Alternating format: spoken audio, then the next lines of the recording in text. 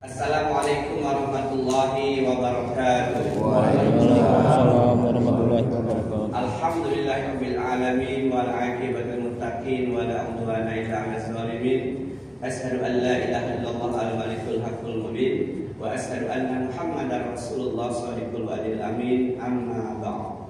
Fa ya ayyuhal hadirun ittaqullaha haqqa tuqatih wa la tamutunna illa wa antum muslimun.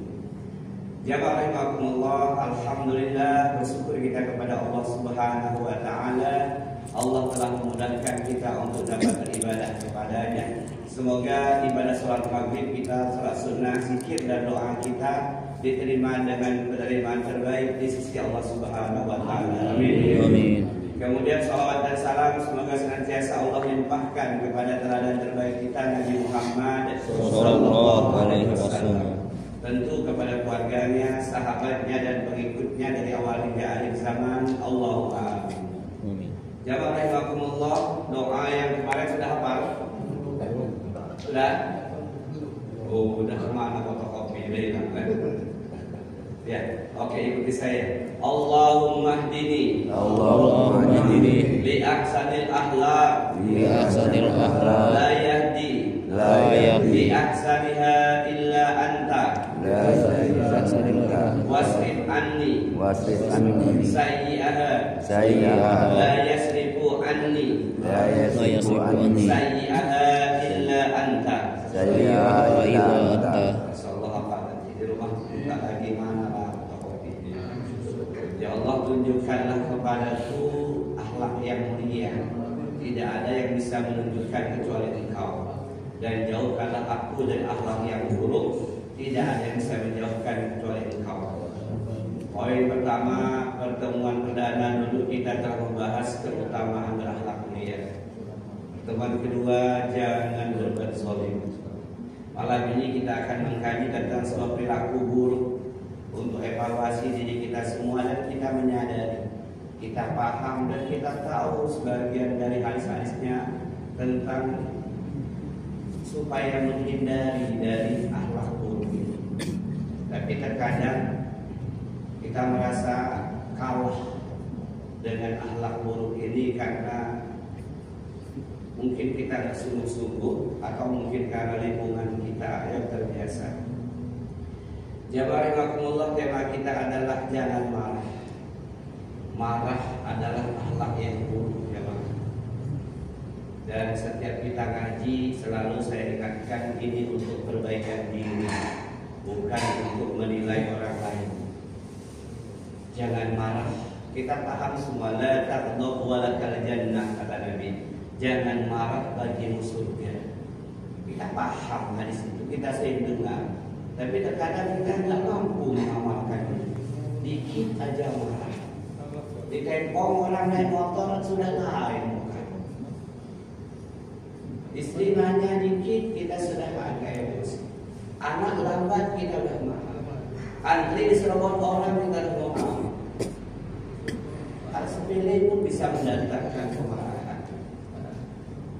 Padahal kita tahu itu akhlak yang buruk. Maka kita kaji malam ini jamaah, supaya kita paham apa itu marah, ada berapa jenis marah, lalu apa keutamaan menahan marah, kemudian bagaimana kita menyikapi ketika ada rasa pengen marah.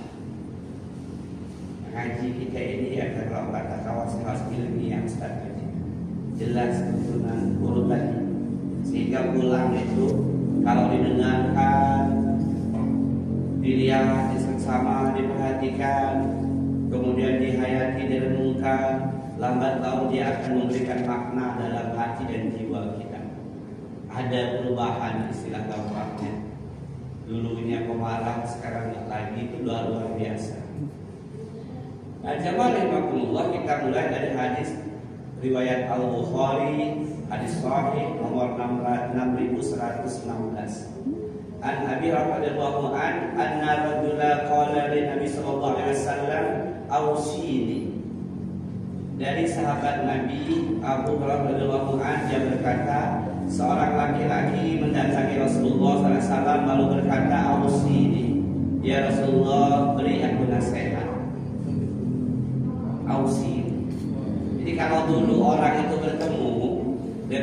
orang sahabat bertemu dengan Nabi atau orang-orang biasa ketemu sahabat, rata-rata minta nasihat.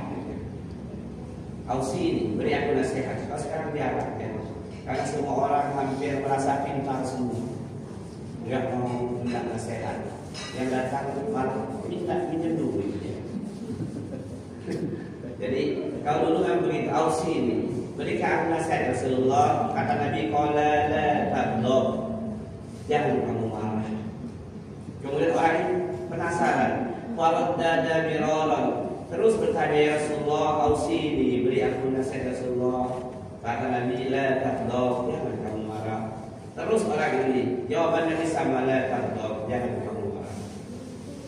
Bagi orang yang mengaku Nabi mengucapkan kalimat yang sama berkali-kali kepada lelaki ini, kepada sahabatnya, jangan kamu marah. Memang banyak orang mendatangi Nabi dengan jawaban yang beda, karena Nabi diberi oleh Allah pemahaman tentang karakter seseorang. Karena orang ini cenderung marah, maka Nabi katakan la taghdab, jangan kamu marah. Jangan rahimahullah. Secara psikologi, marah itu biasanya karena faktor lingkungan.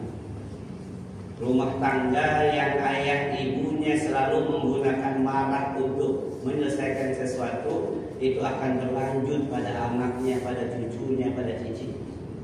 Lingkungan, kantor, RT, tempat tinggal, kalau kebiasaan masyarakatnya dikit-dikit marah, itu berlangsung terus-menerus. Kemudian sumber berikutnya yang menjadikan kemarahan karena perdebatan jidal. Maka dalam Islam itu sangat tidak dianjurkan berdebat. Kalaupun berdebat, sampaikan kebenaran cukup sekali, kemudian sudah. Allah menjanjikan bagi orang yang menahan untuk tidak berdebat, walaupun dia di pihak yang benar, dia ditempatkan di surga.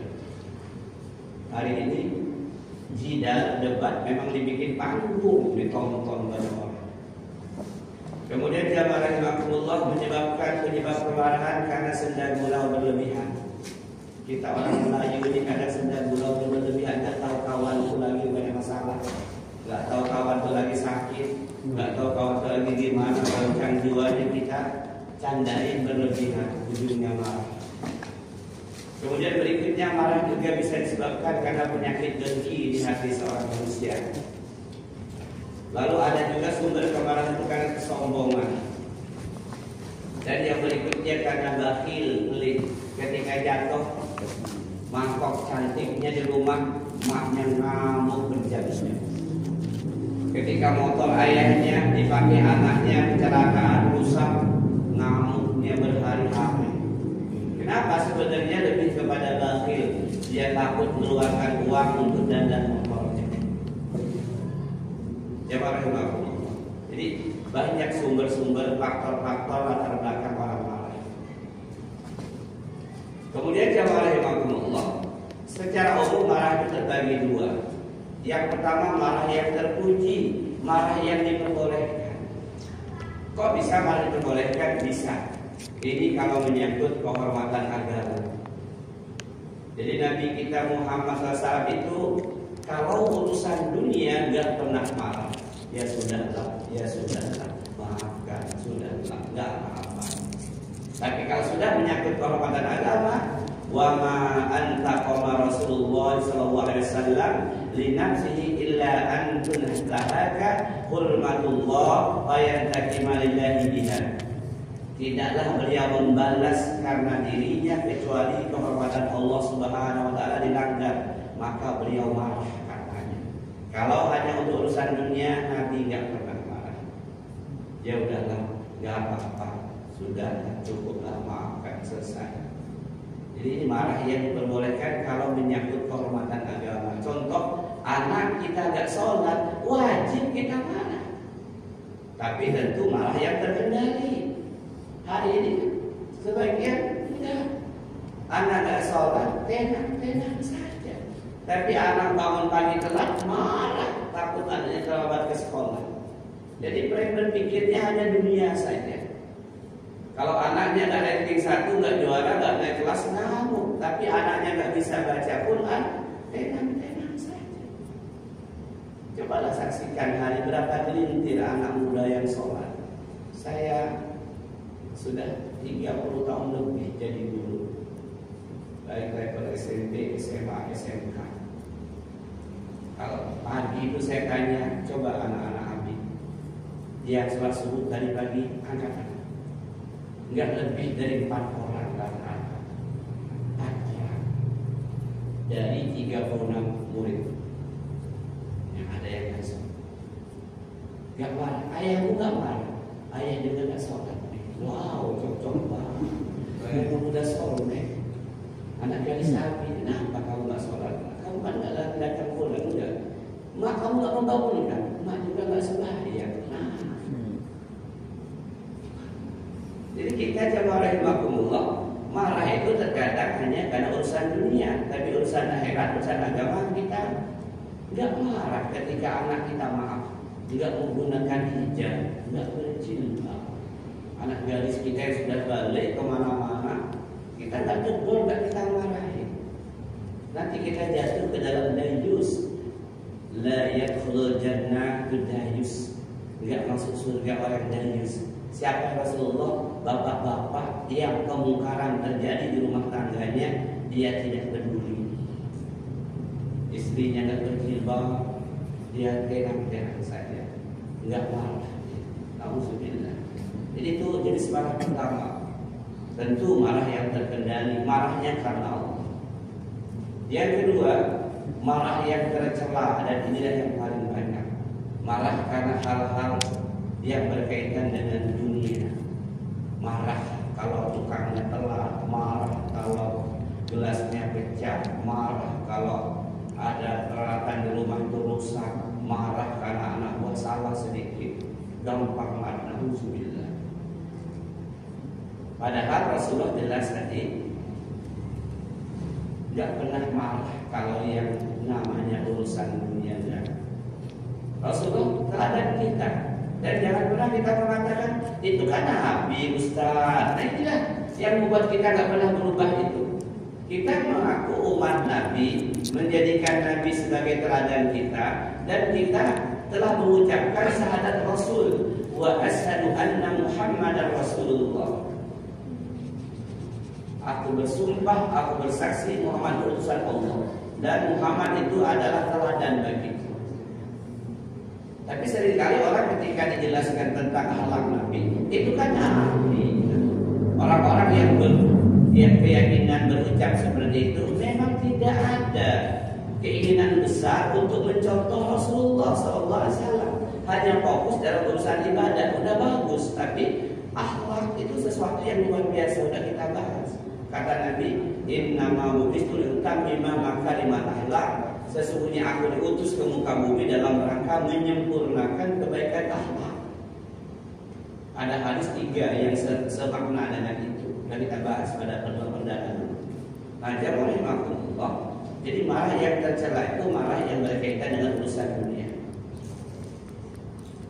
Tadi penyebabnya karena kedengkian, karena kesombongan. Ada orang cerita, itu apa dia? Atau karena bakhil, pelit.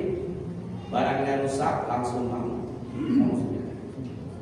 Kalau kita baca sejarah, di antaranya kisah Ali bin Husain. Ini cicit Nabi SAW. Ketika budaknya menuangkan air untuk wudhu, zaman dulu belum ada keran di kota Madinah itu, kayak sekarang. Jadi pakai tekonya dari besi berat. Nah, ketika budaknya, pembantunya menuangkan air untuk wudhu, Ali bin Husain cicit Nabi ini, terlepaslah teko berat itu menghantam mukanya. Ujung teko yang tajam itu yang lancip, kebeset berdarah. Bayangkan cuma kalau kita, pembantu kita jangankan melukai kita ya, mecahin pot aja bisa kamu mampu. Mata kamu bagaimana? Apa yang terjadi ya warahimakumullah? Pembantunya itu ketika melihat wajah majikannya, cicit Nabi, mengucapkan ayat suci Al-Quran, potongan ayat wal kadhiminal ghaiz, kata pembantunya. Ali Imran 133. dan orang-orang yang menahan marahnya.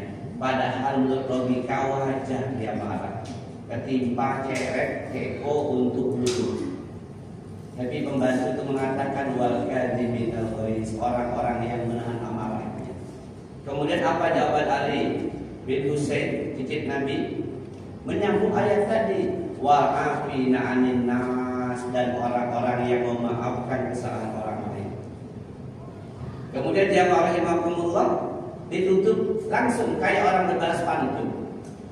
Pembantunya menyambung dengan ayat tadi, wallahu yuhibbul muhsinin, sesungguhnya Allah mencintai